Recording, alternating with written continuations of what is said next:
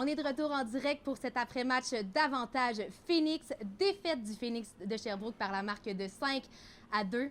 Samuel, mais quelle performance des Olympiques de Gatineau ce soir. Ils étaient partout sur la patinoire. C'était une domination totale. Ils ont été beaucoup plus physiques que le Phoenix de Sherbrooke. Ils ont réussi à conserver la rondelle plus longtemps en zone offensive et à créer beaucoup d'opportunités. Contrairement au Phoenix de Sherbrooke, eh bien, les Olympiques ce soir ont réussi à convertir leurs occasions de marquer, donc ils ont été opportunistes. Vraiment, offensivement, ils ont été très performants ce soir. Et un joueur qui a été très performant ce soir du côté des Olympiques, c'est Zach McEwen, le numéro 96. Écoutez, à chaque présence de McEwen, on l'observait et on était impressionné. Là, vraiment, sur la patinoire, il réussissait à déjouer les joueurs du Phoenix, contrôlait la rondelle, la protégeait mais très bien. Là. Puis il est allé récolter 3 passes ce soir, donc il avait une grande vision, était capable de repérer ses coéquipiers sur la patinoire et ça amenait à des occasions à tous les moments de la partie. Là. Et on se doit de revenir sur la constance du Phoenix de Sherbrooke. En première période et en deuxième période, ça a été beaucoup plus difficile, des périodes très monotones. Par contre, on est revenu en troisième période avec un regain d'énergie tout simplement.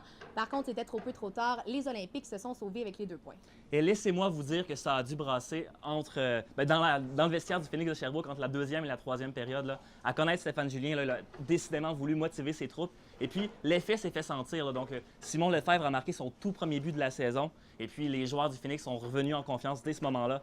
Mais malheureusement, quelques instants plus tard, un revirement en zone offensive qui mène à un but des Olympiques de Gatineau. Et on revenait à la situation initiale. Donc, c'est un peu à l'image de la saison du Phoenix de Sherbrooke. Là. Donc, souvent, on réussit à avoir des belles occasions en territoire adverse. Revirement, donc une erreur qui, par la suite, vont mener à une contre-attaque de l'autre équipe. Et un but, là, souvent, on s'est fait avoir comme ça cette saison-là. Et le Phoenix ne s'est pas aidé aussi ce soir alors qu'ils ont écopé de 5 pénalités. Et on doit le rappeler, le Phoenix a de la difficulté à ce chapitre, eux qui sont au bas du classement.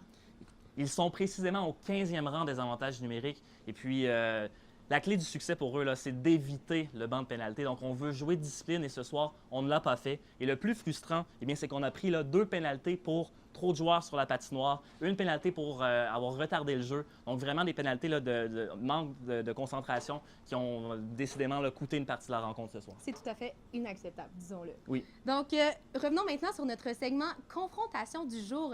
Qui, selon toi, Samuel, de Anderson McDonald ou de Yakov Trenin a remporté notre duel? Eh bien, on a un duel ce soir de joueurs qui n'ont pas marqué de points.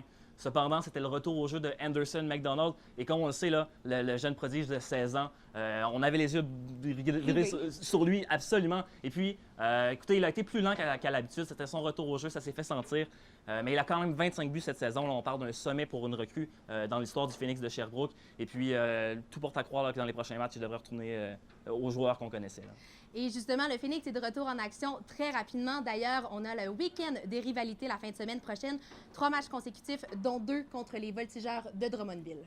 Et ce sera des matchs extrêmement importants puisqu'on le sait, là, avec la défaite de ce soir, le Phoenix de Sherbrooke qui rend ses possibilités de faire les séries éliminatoires beaucoup plus complexes. Donc, on avait déjà 2 points de retard sur Bécomo avec une partie en main. Mais là, ce soir, Bécomo ont réussi à remporter leur rencontre et le Phoenix ont perdu. Donc, on est rendu avec un déficit de 4 points à combler, encore avec un match en main. Et là, les matchs contre Drummondville la semaine prochaine prennent beaucoup d'importance puisqu'on le sait, cette équipe aussi est actuellement en course aux séries éliminatoires contre le Phoenix. Et ce sera vraiment des matchs, là, on va y aller avec un cliché hockey, mais à 4 points. Là. Donc, on va vraiment vouloir aller chercher ces victoires pour essayer de faire les séries éliminatoires. On vous rappelle que la marque finale est de 5-2 en faveur des Olympiques de Gatineau. On se retrouve dimanche dès 16h pour cet affrontement entre le Phoenix de Sherbrooke et les Cataractes de Shawinigan. Merci d'avoir été des nôtres. Merci à toi, Samuel. Bien, ça fait plaisir. Bonne soirée sur nos ondes.